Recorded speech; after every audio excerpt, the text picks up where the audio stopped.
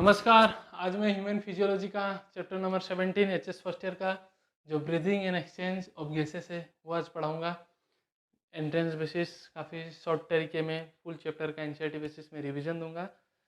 और एक बात बच्चों, यार बायोलॉजी को यार बायोलॉजी की तरह पढ़ो ना।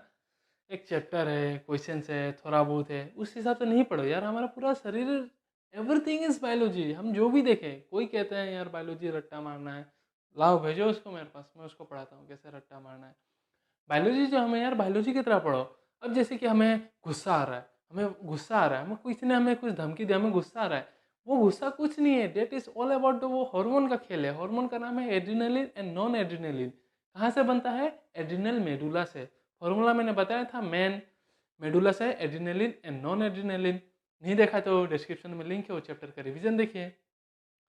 और फिर हो गया हम लोग का हार्ट। ये हार्ट जो साउंड करता है लब डब, ये कैसे करता है? देयर आर सर्टेन मैकेनिज्म ना।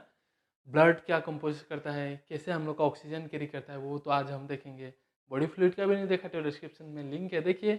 हम जो खाते हैं, खाएंगे यहाँ से ओइसोफेगस में जाएगा, स्टोमक में जाएगा, डुओडेनम में, फिर जेजनम, इलियम, और जो डाइजेस्ट नहीं हो पाया वो बाहर निकल जाएगा। कितना इंटरेस्टिंग है, इंटरेस्टिंगली देखिए तो कितना मजा आता है बायोलॉजी पढ़ के, है कि नहीं? डाइजेशन भी नहीं देखे तो डिस्क्रिप्शन में लिंक देखिए। आज मैं पढ़ाऊंगा breathing and exchange of gases, ठीक है। अब देखिए, ब्रीदिंग मतलब क्या? अंदर लेना, आउट, इन, आउट, ठीक है। इन आउट को ही हम ब्रीदिंग कहते हैं। मैकेनिज्म क्या है थोड़ी देर में देखेंगे। जब इन करते हैं, एयर ले रहे हैं कि नहीं, आउट करते हैं, हवा छोड़ रहे हैं कि नहीं, तो वहाँ एक्सचेंज होता है गैसेस का। हम अंदर क्या लेते हैं? ऑक्सीजन। बाहर क्या छोड़ता है? Carbon di. तो ऑक्सीजन और कार्बन डाइऑक्साइड का एक्सचेंज होता है। पूरे चैप्टर में उसी के बारे में हम डिटेल्स में पढ़ेंगे, ठीक है। अब मेनली हो गया कि हम लोग का जो ब्रीदिंग है, अंदर जो लेते हैं इन, अगर हम इन लेते हैं तो वो ऑक्सीजन ऑक्सीजन क्या करता है? ग्लूकोज के साथ कंबाइन करके मेनली उसका फंक्शन क्या है? एनर्जी प्रोड्यूसिंग करने का। Energy in the sense of बोले तो एटीपी। और जो वेस्ट प्रोडक्ट है कार्बन डाइऑक्साइड, जो सेल्स में ऑक्सीजन कंबाइन करके एनर्जी प्रोड्यूस करेगा, कार्बन डाइऑक्साइड जो वेस्ट रिलीज करेगा उसको हम कर देंगे आउट, ठीक है। आउट एक्सपीरेशन, अंदर लेंगे इंस्पिरेशन। तो यही हो गया हम लोग का इसका ब्रीथिंग का एक सिंपल चीज़, सिंपल सा कॉन्सेप्ट। अब ब्रीदिंग और रेस्पिरेशन में थोड़ा सा डिफरेंस है, देख लीजिए। ब्रीदिंग जो है वो फिजिकल प्रोसेस है, अंदर लेना बाहर छोड़ना। रेस्पिरेशन जो है वो बायोकेमिकल प्रोसेस है। ये ऑक्सीजन जाके ग्लूकोज के साथ कंबाइन करके एनर्जी प्रोड्यूस करेगा। ग्लूकोज का ब्रेकडाउन होता है तो बहुत सारा एंजाइम इन्वॉल्व होता है, जैसे कि पता है ग्लाइकोलाइसिस 10 स्टेप प्रोसेस है। ग्लूकोज ब्रेकडाउन होता है पायरुविक एसिड में, पायरुविक एसिड फिर कन्वर्ट होता है एसिटाइल को एंजाइम में। हमने रेस्पिरेशन चैप्टर में आप पढ़े होंगे, मैं अगले बार पढ़ाऊंगा तो देखिएगा अच्छे से। वो एसिटाइल को एंजाइम में क्या करेगा? क्रेब्स साइकिल में चला जाएगा। क्यों जाएगा? ये सब आखिर हो क्यों रहा है? ताकि एनर्जी प्रोड्यूस हो। एनर्जी क्या है? एटीपी, एटीपी, एनएडीएच, एफएडीएच, ठीक है। तो ये क्या होगा? वो फिर acetyl co enzyme Krebs cycle में जाके ऑक्सैलोएसिटिक एसिड के साथ कंबाइन करके वहाँ भी NADH2 FADH2 बनाएगा। वो NADH2 FADH2 ऑक्सीडेटिव फॉस्फोरिलेशन जो हम लोग का माइटोकॉन्ड्रिया में होगा, वहाँ जाके क्या कहते हैं, वो फिर से एटीपी बनाना शुरू करेगा। तो ATP are nothing but energy, ठीक है। तो इसलिए रेस्पिरेशन ये बायोकेमिकल प्रोसेस है। एनर्जी रिलीज होता है एटीपी के फॉर्म पे। और ये इंटरसेल्यूलर प्रोसेस है, सेल का अंदर में होता है, ठीक है। जैसे ग्लाइकोलाइसिस साइटोप्लाज्म में होता है, ठीक है। ब्रीदिंग वही, यहाँ कोई एनर्जी रिलीज नहीं होता, हम सिर्फ लेते हैं बाहर छोड़ते हैं। और ये सेल का बाहर में होता है, ठीक है, एक्स्ट्रा सेलुलर प्रोसेस। अब सर्टेन ऑर्गेनिज्म जो है, रेस्पिरेशन जो होता है उनका अलग अलग जो है रेस्पिरेटरी ऑर्गन होता है। अब हमारा क्या है? मेमल्स का हो गया। हम क्या स्किन से रेस्पिरेशन करते हैं? नहीं। क्या हम ट्रेकियल सिस्टम से करते हैं? नहीं। हम लोग का रेस्पिरेशन के लिए एक स्पेसिफिक ऑर्गन है, लंग्स। लंग्स को हम पाल्मोन्स भी कहते हैं, ठीक है। उसी तरह अलग अलग ऑर्गेनिज्म का है। चलिए देख लेते हैं, एनसीईआरटी में है, क्या पता एंट्रेंस में पूछ सकता है। जैसे कि स्पोंजेस, सिलेंट्रेट एंड प्लेटोम, इनका जो रेस्पिरेशन होता है, इनका पूरा एंटायर बॉडी सरफेस से होता है, ठीक है। इनका बॉडी सरफेस से रेस्पिरेशन होता है, लोअर इनवर्टिब्रेट है। उसी तरह आर्टवर्म और फ्रॉग का है, वो स्किन से रेस्पिरेशन करते हैं। फ्रॉग जो है वो लंग से भी करते हैं। तो ये जो स्किन है, स्किन का रेस्पिरेशन को हम क्यूटेनियस रेस्पिरेशन भी कहते हैं, ठीक है। इंसेक्ट हो गए, कॉकरोच हो गया, वो जो है ट्रेकिया से रेस्पिरेशन करते हैं, ट्रेकियल सिस्टम। उसी तरह मछली हो गई, एक्वाटिक आर्थ्रोपोड्स हो गया, मोलास्क हो गया, वो लोग गिल से रेस्पिरेशन करते हैं। गिल्स का रेस्पिरेशन को भी ब्रंकियल रेस्पिरेशन कहा जाता है। और जैसे कि लंग्स, लंग्स से हम करते हैं एम्फीबियंस मैमल्स, तो इसको पल्मोनरी रेस्पिरेशन कहा जाता है, क्योंकि लंग्स का दूसरा नाम है पल्मोन्स, ठीक है। अब हम आते हैं ह्यूमन रेस्पिरेटरी सिस्टम में। हम लोग का जो रेस्पिरेटरी सिस्टम है वो किस तरीके से बना है, चलिए देखते हैं। तो फिर हम ऑक्सीजन लेते हैं, अंदर जाता है, एयर लेते हैं, अंदर जाता है, कि कौन सा वो पाथवे से जाता है, अब उस पाथवे को हम यहाँ थोड़ा पढ़ते हैं, ठीक है। चलिए हम पहले हवा लेते हैं, तो ये नोस्ट्रिल है, ठीक है। नोस्ट्रिल के थ्रू से फिर वो नजल चैम्बर में जाएगा, ठीक है। नजल चैम्बर में जाने के बाद वो फेरिंग्स में जाएगा। जैसे कि मैंने पहले डाइजेशन और एब्जॉर्प्शन में कहा है, फेरिंग्स एक कॉमन पैसेज है एयर के लिए भी और खाना के लिए भी, ठीक है। Suppose if this is pharynx, तो ये हम लोग का जो है हो गया, ये हो गया हम लोग का ट्रेकिया, और ये हो गया हम लोग का ओइसोफेगस। यहाँ दोनों के लिए सेम है, पर ये क्या है, ट्रेकिया में क्या है, यहाँ एक इपीग्लोटिस रहेगा, ऐसा मसल की तरह एक इपीग्लोटिस रहता है जो खाना को अंदर जाने नहीं देता है, इसलिए खाना हम लोग का डायरेक्ट ओइसोफेगस में जाता है, ठीक है। फेरिंग्स के बाद हम आएंगे लेरिंग्स में। लेरिंग्स जो है हम लोग का साउंड प्रोड्यूस करता है, साउंड बॉक्स भी कहते हैं, अभी मैं जिसकी वजह से बोल रहा हूँ। आफ्टर लेरिंग्स वो ट्रेकिया में चला जाएगा। ट्रेकिया एक लॉन्ग पाइप की तरह है, ठीक है। ये ट्रेकिया में जाने के बाद, एयर को लेके जाने के बाद ये क्या करता है, फिफ्थ थोरासिक कैविटी में, फिफ्थ थोरासिक वर्टिब्री में ये लेफ्ट और राइट में डिवाइड कर देता है इसको, ठीक है। ये राइट और लेफ्ट में दो लंग्स होता है ना, एक पैर लंग, दोनों पैर लंग में जाके डिवाइड होता है ट्रेकिया प्राइमरी ब्रोंक्यूल में, that is 1 degree bronchiole, that will वो जाके और फादर डिवाइड होता है, ये देखिए इधर डिवाइड हुआ, इधर डिवाइड हुआ सेकेंडरी ब्रोंक्यूल में, ठीक है। सेकेंडरी ब्रोंक्यूल में वो फादर डिवाइड होगा और इधर डिवीजन होगा टर्शियरी ब्रोंक्यूल्स, ठीक है। ये टर्शियरी ब्रोंक्यूल से होगा जो हम लोग का मेन, जहाँ एक्सचेंज ऑफ गैसेस होगा, जो भी हम एयर ले रहे हैं बाहर वो कार्बन डाइऑक्साइड छोड़ेंगे, वो टेक प्लेस करेगा ये एल्वियोली में। ये बैग लाइक स्ट्रक्चर होता है, सैक लाइक स्ट्रक्चर स्मॉल, इसका मैकेनिज्म क्या है हम थोड़ी देर में देखेंगे। और हम लोग का जो ये है लंग्स जो है वो एयर टाइट चैम्बर में होता है, ठीक है, air thoracic air tight chamber. जैसे कि ये हम एक डायग्राम बनाने के लिए, मैंने जस्ट समझाने के लिए बनाया कि ये वेंट्रली जो है ये थोरासिक एयर टाइट चैम्बर जहाँ लंग कवर होता है, वेंट्रली है, स्टर्नम से होगा, यह स्टर्नम ब्रीज बॉन्ड। डोर्सली, ये डोर्सल हम लोग का वर्टिब्रल कॉलम होगा डोर्सली। लेटरली जो है ये देखिए, लेटरली ये जो है ये रिब्स है, ठीक है। और यहाँ एक मस्कुलर है, मस्कुलर एक स्ट्रक्चर है जिसे हम कहते हैं डायाफ्राम, ठीक है, उसे हम कहते हैं डायाफ्राम। तो डायाफ्राम क्या है, ये सिर्फ मेमिलियंस का ही कैरेक्टरिस्टिक्स है, ठीक है, डायाफ्राम सब में प्रेजेंट नहीं होता। तो इसी के अंदर हम लोग का थोरासिक चैम्बर है जहाँ हम लोग का लंग्स प्रेजेंट है, एयरटाइट चैम्बर, ठीक है।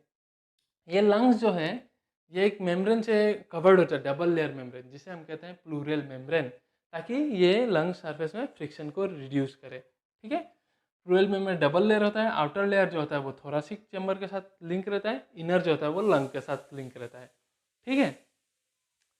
अब हम जो ये रेस्पिरेटरी सिस्टम है इसको फंक्शनली देखा जाए तो ये दो जोन कंडक्ट करता है, दो जोन कैरी करता है, एक हो गया कंडक्टिंग जोन, एक हो गया रेस्पिरेटरी जोन। नोस्ट्रिल से लेके ये टार्सियरी ब्रोंकाइल तक हम कहते हैं इसे कंडक्टिंग जोन, ठीक है। नोस्ट्रिल से लेके टर्मिनल ब्रोंकाइल तक हम कहते हैं इसे कंडक्टिंग जोन। क्यों, यहाँ सिर्फ एक्सचेंज गैस नहीं होगा, यहाँ सिर्फ ये काम करेगा, मदद करेगा, एक्सचेंज कभी नहीं होगा, ठीक है। क्या होगा यहाँ से ये नोस्ट्रिल से लेके यहाँ तक क्या करेगा, कुछ इंपॉर्टेंट फंक्शन है, देखिए ये एयर को पैसेज अंदर आने में मदद करेगा, एयर को ह्यूमिडिफिकेशन करेगा, एयर ठंडा हो या गर्म हो उसको बॉडी टेम्परेचर में लाएगा, that is bring air to body temperature, up to यहाँ इसका फंक्शन है कंडक्टिंग जोन का। और एयर को फिल्टर भी करेगा, ठीक है, filtration of air is also done in this conducting zone. अब जब एयर यहाँ तक ये सारा करके यहाँ तक जब एल्वियोलाई तक पहुँचा, अगला जोन पे जो है respiratory zone which contains alveoli, तो यहाँ पहुँचने के बाद एयर, अब यहाँ एक्सचेंज ऑफ गैसेस होगा। तो एक डायग्राम दिया हुआ है, मैं उससे समझा रहा हूँ। यहाँ क्या होगा, ये एल्वियोलाई है, एल्वियोलाई जो है वो बना रहता है थिन स्क्वामस एपिथेलियम से, ठीक है, थिन स्क्वामस एपिथेलियम से। और ये जो ब्लड वेसल है एक्सचेंज होगा, ब्लड वेसल बना रहता है एंडोथेलियम सेल से, ठीक है। अब क्या होगा, हमने एयर लिया, तो एयर लिया तो ये क्या करेंगे, ये ऑक्सीजन यहाँ से सिंपल डिफ्यूज हो जाएगा, ठीक है, सिंपल डिफ्यूजन का थ्रू से एल्वियोलाई से ब्लड में चला जाएगा, और ब्लड से हेमोग्लोबिन जो हम लोग का आरबीसी में प्रेजेंट होता है वो उसको टिश्यू में लेके जाएगा। थोड़ी देर में हम मैकेनिज्म पढ़ेंगे। और यहाँ से जो सेल्स जो कार्बन डाइऑक्साइड प्रोड्यूस करता है एक्स्ट्रा, वो क्या करेगा, वो कार्बन डाइऑक्साइड ये टिश्यू से जो carbon dioxide waste product produce हुआ वो इधर से फिर ब्लड वेसल से सिंपल डिफ्यूजन होकर एल्वियोलाई में जाएगा, और एल्वियोलाई से हम ब्रीथ आउट करते हैं, ठीक है।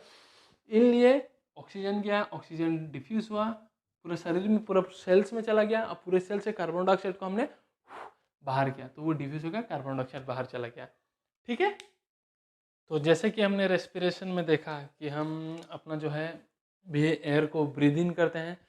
जब ब्रीद इन करते हैं तो ये एयर एल्वेलाई के साथ एक्सचेंज करेगा, ब्लड के एल्वेलर कैपिलरी ब्लड कैपिलरी के साथ ऑक्सीजन एक्सचेंज करेगा, और ये ऑक्सीजन जब एक्सचेंज करेगा ब्लड कैपिलरी हमारे टिश्यू में ऑक्सीजन को लेके जाएगा, और जब टिश्यू को मतलब ऑक्सीजन को टिश्यू में जब लेके जाएगा तो वहाँ कैटाबॉलिक रिएक्शन होगा जो हम सेलुलर रेस्पिरेशन चैप्टर में पढ़ेंगे, और जो कार्बन डाइऑक्साइड वेस्ट प्रोडक्ट होगा वो फिर ब्लड के साथ चला जाएगा, फिर ब्लड कैपिलरी के साथ फिर यहाँ डिफ्यूज हो जाएगा एल्वेली में, और उसको हम एक्सपेल करेंगे कार्बन डाइऑक्साइड। ठीक है, तो ये जो मैकेनिज्म का ब्रीथिंग है बड़ा इंटरेस्टिंग है, बड़ा ही अच्छे तरीके से अभी इजी वे में समझा रहा हूँ, आप समझने का कोशिश कीजिएगा।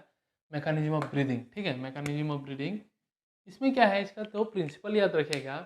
पहला तो है कि जो एयर है वो हमेशा हाई प्रेशर से लो प्रेशर में ही जाएगा। ठीक है, हाई प्रेशर से प्रेशर हाई से प्रेशर लो में ही एयर डिफ्यूज़ करेगा। दूसरा है कि हम केमिस्ट्री में पढ़े थे बॉयल्स लॉ। बॉयल्स लॉ क्या कहता है कि pressure is inversely proportional to volume. Volume जितना ज़्यादा होगा प्रेशर उतना ही कम होगा। ठीक है, इन्वर्सली प्रोपोर्शनल है। अब जो हम इंस्पिरेशन लेते हैं इसका जो टाइमिंग होता है अप्रोक्सीमेटली 3 सेकेंड होता है, और बाहर निकालने का टाइमिंग जब हम होते हैं अप्रोक्सीमेटली उसका 2 सेकेंड होता है। तो टोटल एक साइकिल में 5 सेकेंड होता है। ठीक है, तो 1 मिनट में अगर किया जाए तो 12 साइकिल होता है, पर एवरेज पर्सन हेल्दी पर्सन में 12 से 16 साइकिल होता है। एंट्रेंस में पूछा जाता है, याद रखिएगा। 12 to 16 टाइम्स हम ब्रीथ करते हैं पर मिनट में। ठीक है, इंस्पिरेशन मतलब सांस अंदर लेना, एक्सप्रेशन मतलब बाहर छोड़ना। ठीक है, अब उसके मैकेनिज्म को मैं बताऊंगा।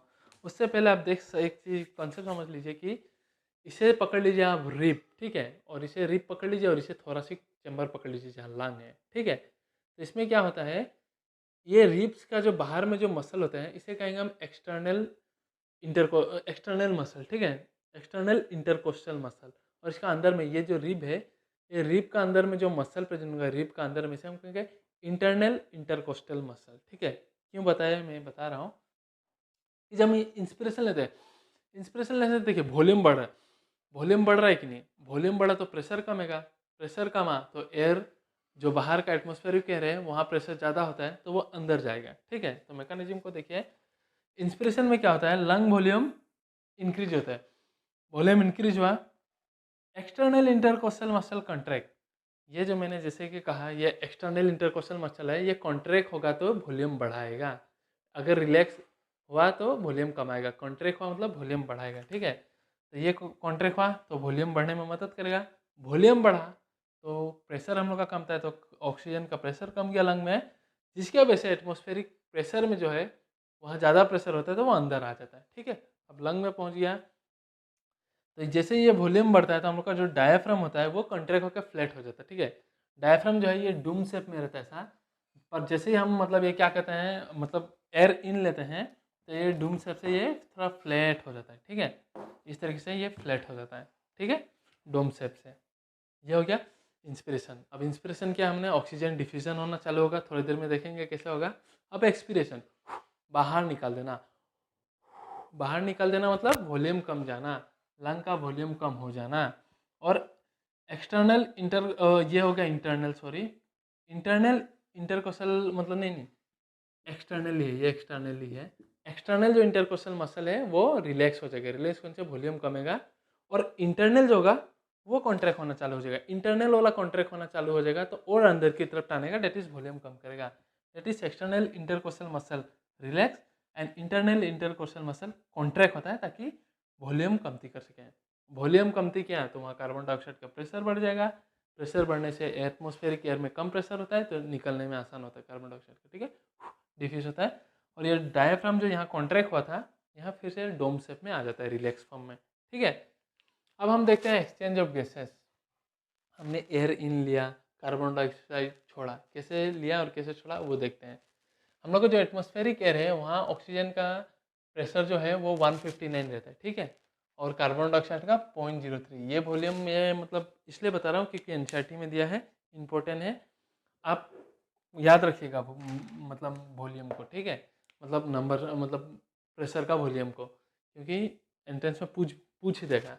ठीक है, तो अब हम एटमॉस्फेरिक एयर जो लिया वो एल्वेलाई में आया। ठीक है, एल्वेलाई में आया तो कितना यहाँ 159 था, एल्वेलाई में ऑक्सीजन का पार्शियल प्रेशर होता है 104। पार्शियल प्रेशर मतलब एक मिक्सचर, ये सपोज दो गैसेस है, तो इसका कितना पावर है, इसी को हम कहेंगे इसका पार्शियल प्रेशर। इसका कितना है, इसको हम कहेंगे इसका पार्शियल प्रेशर। इंडिविजुअल गैस का प्रेशर को हम कहेंगे पार्शियल प्रेशर, ठीक है। और गैस हमने पहले ही बोला कि हाई प्रेशर से लो प्रेशर में डिफ्यूज होगा। तो एटमॉस्फेयर प्रेशर 159 है, तो यहाँ ऑक्सीजन का प्रेशर है 104, तो ऑब्वियसली यहाँ से यहाँ पहुँच गया एल्वेलाई से। फिर मैंने कहा एल्वेलाई से ब्लड कैपिलरी में जाएगा, तो ब्लड कैपिलरी में जो है उसका ऑक्सीजन का प्रेशर रहता है 95 और यहाँ है 104। तो ऑब्वियसली 104 यहाँ पर 95 है, तो यहाँ से ज़्यादा यहाँ कम है, तो यहाँ डिफ्यूज़ करेगा, तो ऑक्सीजन ये रहा, यहाँ डिफ्यूज़ किया। यहाँ डिफ्यूज़ करने के बाद क्या हुआ, यहाँ ऑक्सीजन का 95 है। अब ये हार्ट में जाएगा, हार्ट में जाने के बाद फिर ऑक्सीजनेटेड ब्लड जो हमारा बॉडी टिश्यू में जाएगा, तो टिश्यू में जो ऑक्सीजन का प्रेशर होता है वो होता है 40 और यहाँ ब्लड में कितना है 95, तो ऑब्वियसली ज़्यादा से कम में जाएगा, तो इधर डिफ्यूज़ हो गया, ठीक है। यहाँ डिफ्यूज़ होने के बाद सेल ने उसको यूटिलाइज़ किया, यूटिलाइज़ करने के बाद कार्बन डाइऑक्साइड ऐसे वेस्ट प्रोडक्ट रिलीज़ किया, ठीक है। तो कार्बन डाइऑक्साइड रिलीज़ किया तो उसका पार्शियल प्रेशर है 45, डिफ्यूज़ हो गया ब्लड के साथ, ये डीऑक्सीजनेटेड ब्लड। अब ये 45 है, तो अब हम लोग का एल्वेलाई में जाएगा ताकि हम बाहर एक्सपेल कर पाएँ। तो ये जो 45 है, आप एल्वेलाई में कार्बन डाइऑक्साइड का प्रेशर देखें तो 40 है, 45 40, तो ज़्यादा से कम में गया, तो ये इधर जाके डिफ्यूज़ हो जाएगा।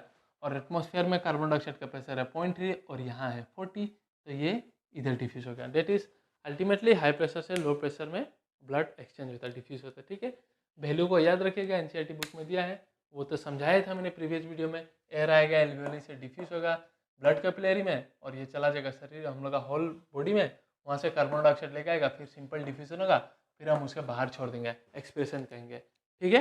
तो अब हम देखेंगे हम लोग का, जैसे कि हमने देखा कि हम ब्रीद इन करते हैं, ऑक्सीजन आता है, ऑक्सीजन फिर एल्वेओली में जाएगा, एल्वेओली से फिर ऑक्सीजन डिफ्यूज़ होगा ब्लड में, ब्लड में डिफ्यूज़ होने के बाद कहाँ पहुँचेगा, ब्लड से टिश्यू में पहुँचेगा, टिश्यू में रिएक्शन होगा, कार्बन डाइऑक्साइड रिलीज होगा, जो कार्बन डाइऑक्साइड फिर ब्लड के थ्रू से एल्वेओलाई में पहुँचेगा और एल्वेओलाई से कहाँ जाएगा, बाहर निकलेगा, ठीक है, एक्सपीरिएशन। ये हमने अभी थोड़ी देर पहले देखा। तब हम पढ़ते हैं रेस्पिरेटरी वॉल्यूम्स एंड कैपेसिटी। पहले सारा चीज़ एक्सप्लेन कर रहा हूँ, फिर ट्रिक्स बता दूंगा कैसे याद रखना है। एग्जाम में क्वेश्चन बहुत ही इंपॉर्टेंट इससे पूछेगा ही, क्योंकि बहुत ट्रिकी है, स्टूडेंट बहुत ही कंफ्यूज हो जाते हैं, याद नहीं रहता। ट्रिक भी बताऊंगा पर पहले समझा देता हूँ, ठीक है। पहले आते हैं हम टाइडल वॉल्यूम। जो हम नॉर्मल इंस्पिरेशन एक्सपिरेशन करते हैं, लेते हैं बाहर छोड़ते हैं, उसे कहते हैं टाइडल वॉल्यूम, ठीक है। वो 500 ml करीब होता है। और जैसे कि हम 1 मिनट में 12 से 16 बार हम इंस्पिरेशन करते हैं, मतलब एक इंस्पिरेशन एक्सपिरेशन का चलता है प्रोसेस, तो क्या है, तो 1 मिनट में हम लोग का कितना 6000 से 8000 ml हम वॉल्यूम करते हैं, इंस्पायर एक्सपायर, ठीक है, क्योंकि 12 से 16 साइकिल होता है। अब नेक्स्ट हम आते हैं इंस्पिरेटरी रिजर्व वॉल्यूम। मतलब क्या है कि हम लोग जो इंस्पिरेशन, तो मतलब हमें पता है इंस्पिरेशन, रिजर्व मतलब क्या, फोर्सफुल हम इंस्पिरेशन कितना कर सकते हैं, ओवर हम कितना ले सकते हैं। नॉर्मल तो टाइडल 500 ml है, अगर हम इंस्पिरेटरी रिजर्व मतलब एक्स्ट्रा कितना ले सकते हैं, पूरा टानते हैं ना, सांस अंदर टानो कहते हैं ना, वो है, ठीक है। तो वो होता है हम लोग का 2500 से 3000 ml तक, ठीक है। अब इंस्पिरेटरी कैपेसिटी, इंस्पिरेटरी कैपेसिटी मतलब अंदर जाना, इंस्पिरेशन, तो ये होगा इसका प्लस इसका addition, tidal volume plus IRV, ठीक है, याद रखिएगा इसको। इंस्पिरेटरी कैपेसिटी बोलते ही एक्स्ट्रा फोर्सफुल हमने कितना इंस्पिरेशन किया और नॉर्मल हम कितना करते हैं टाइडल वॉल्यूम, वो ऐड हो जाएगा, ठीक है। अब एक्सपिरेटरी रिजर्व वॉल्यूम मतलब क्या, एक्सपिरेटरी रिजर्व वॉल्यूम मतलब क्या, कितना फोर्सफुल एक्सप्रेशन कर सकते हैं, ठीक है। तो याद रखिएगा 1000 से 1100 ml होता है।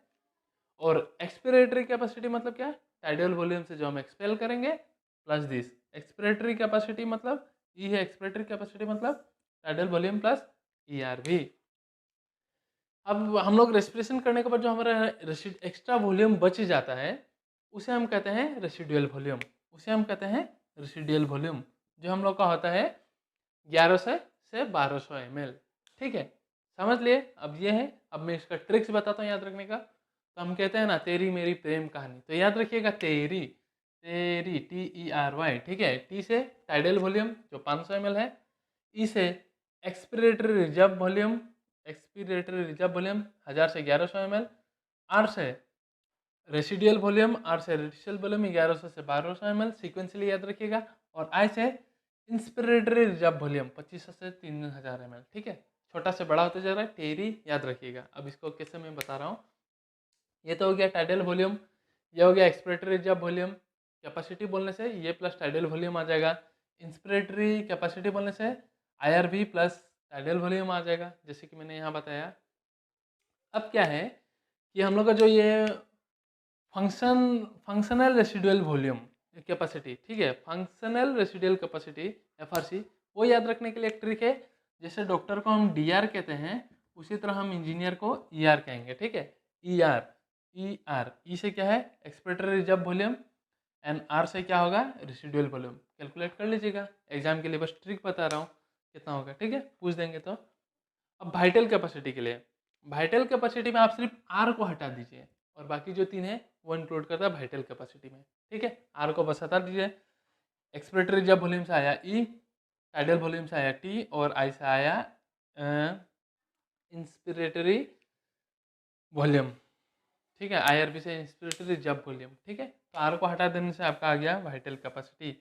और अगर आप इस चारों को इंक्लूड करेंगे तो वो हम लोग का हो गया total lung capacity. Total lung capacity equal to VC, that is vital capacity, जो ये 3 इंक्लूड कर रहा है, एंड RV। ओके, तो इससे आप कैलकुलेट, ये वैल्यू, सिर्फ ये वैल्यू याद रखिए और बाकी आप कोई भी वॉल्यूम निकाल सकते हैं। ट्रिक्स मैंने बता दिया।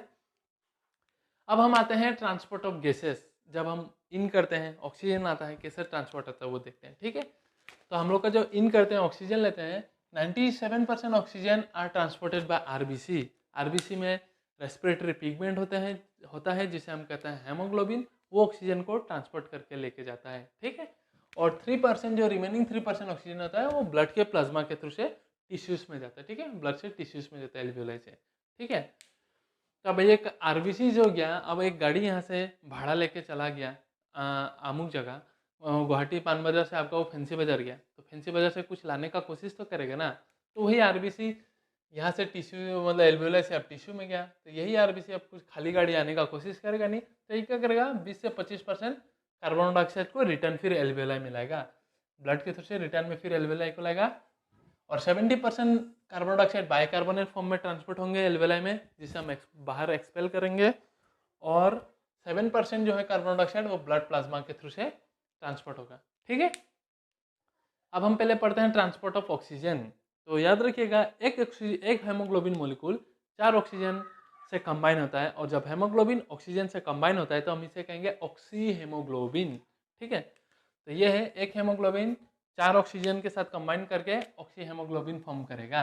और इस दोनों को कॉम्बिनेशन करने में लंग्स में जो है क्या फेवर करता है, इन दोनों को कॉम्बिनेशन करने में, पहला तो वहाँ पार्शियल प्रेशर ऑफ ऑक्सीजन ज़्यादा होना ही पड़ेगा, तभी ब्लड कैपिलरी में डिफ्यूज होगा। कार्बन डाइऑक्साइड का कम होना पड़ेगा, टेम्परेचर और pH व हाइड्रोजन आयन कंसंट्रेशन कम होना पड़ेगा। ठीक है, ये जाके फेवर करेंगे ऑक्सीजन एंड हेमोग्लोबिन का एसोसिएशन को।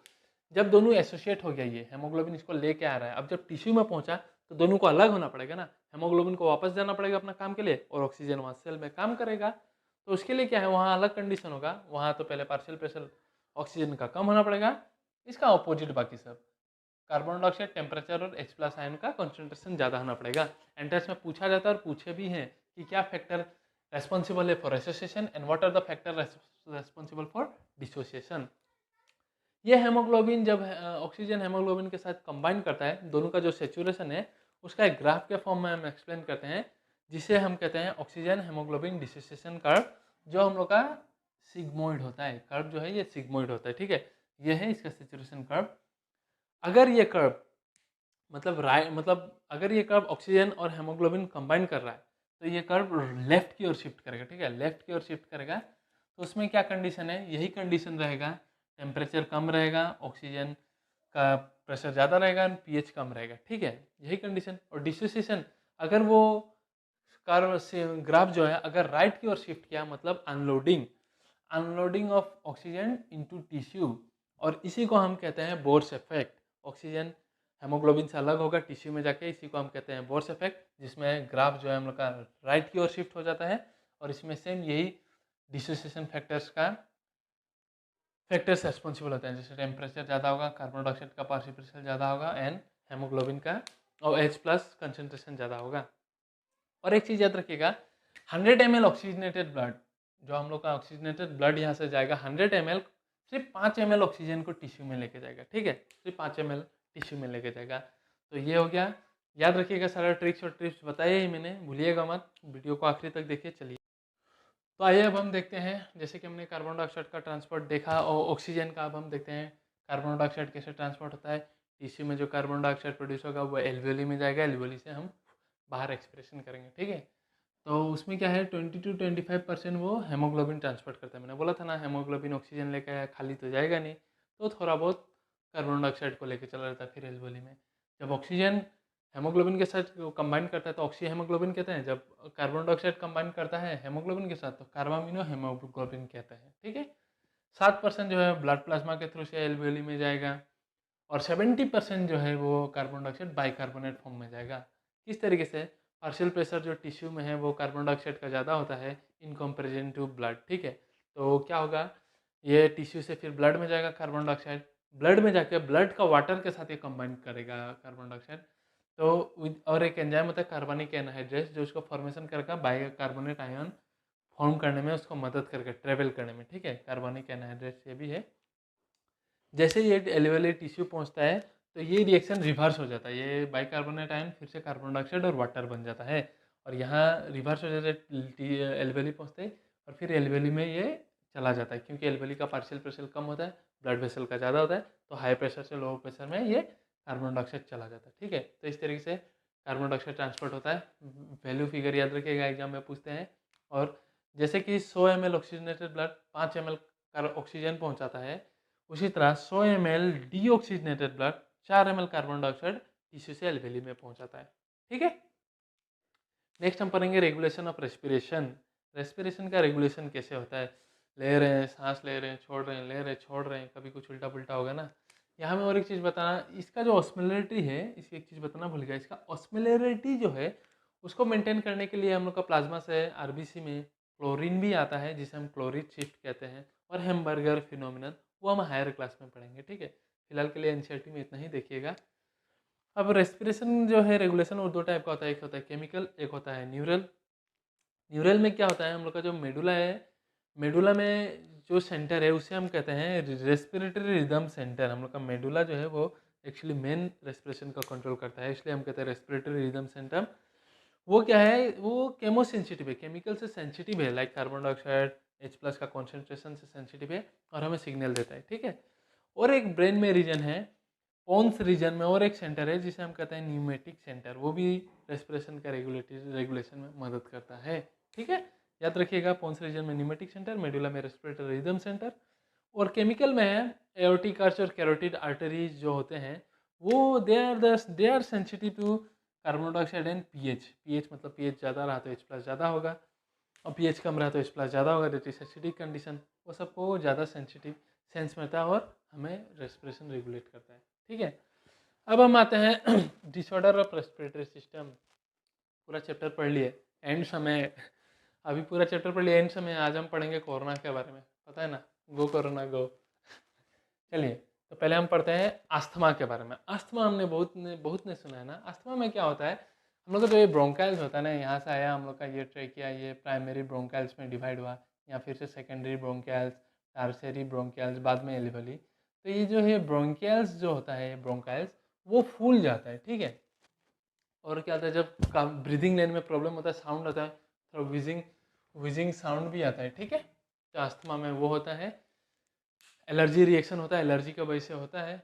एम्फाइसीमा, नेक्स्ट एम्फाइसीमा में क्या होता है, ये जो एल्वेोला है, एल्वेोले का वॉल डैमेज हो जाता है, फूकते हैं ना, जो फूकता है उसके लिए समझ लो भाई, फूकना नहीं है अब, बहुत डेंजर है ये।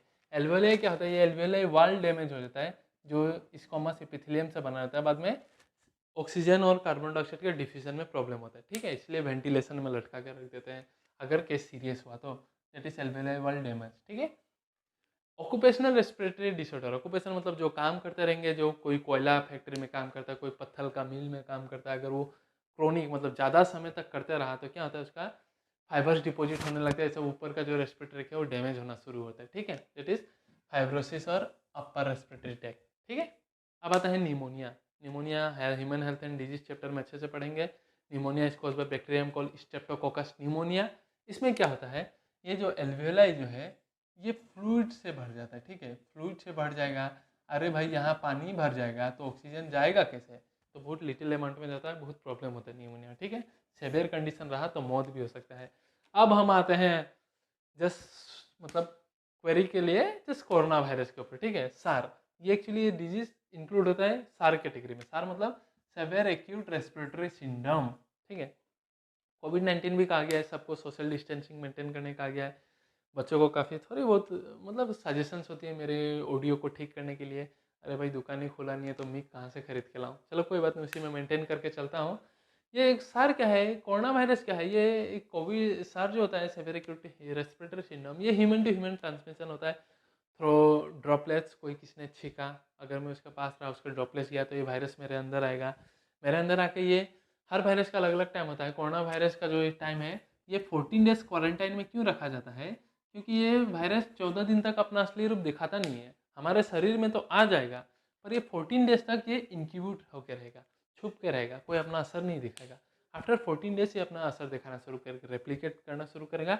उससे क्या होगा, हमें बुखार होगा, सर दर्द होगा, काफिंग में प्रॉब्लम हुआ। इतना अभी कोरोना वायरस का तो एक चाइनीज मैन के स्टेटमेंट के हिसाब से इतना प्रॉब्लम है कि कॉफने में मतलब जितना खांसता है कोरोना वायरस होने से उससे अच्छा मर जाना ही बेटर है, उस इंसान ने ऐसे कहा। तो इस तरीके से रहे, इसका सोल्यूशन यही है, सोशल डिस्टेंसिंग करें जब तक वैक्सीन ना निकले। सबको अपने आप को सुरक्षित रखें, सावधानी रखें। घर में अगर बूढ़े बुजुर्ग कोई है जिसको कोई डायबिटीज़ हार्ट बीमारी है, उनका तो खास करके ध्यान रखें, कहीं जाने ना दे, और खुद भी बाजार जाए तो अपना ध्यान रखें, ठीक है। इस तरीके से पूरा चैप्टर खत्म हो गया। आप पूरा वीडियो को देखिए, वीडियो को देखने के बाद आप स्क्रीनशॉट मारिए, अगर नोट्स लिखना है तो नोट्स लिखिए और रिवाइज कीजिए। टाइम बहुत कम है इसलिए मैं इस तरीके से शॉर्ट रिविजन करता हूँ। और अच्छा लगे तो भाई सब्सक्राइब कर दो, दोस्तों को शेयर कर दो ताकि मैं और वीडियो बनाऊँ। अगला वीडियो किस पे बनाऊँ कमेंट सेक्शन पे कमेंट करिए, ठीक है। धन्यवाद।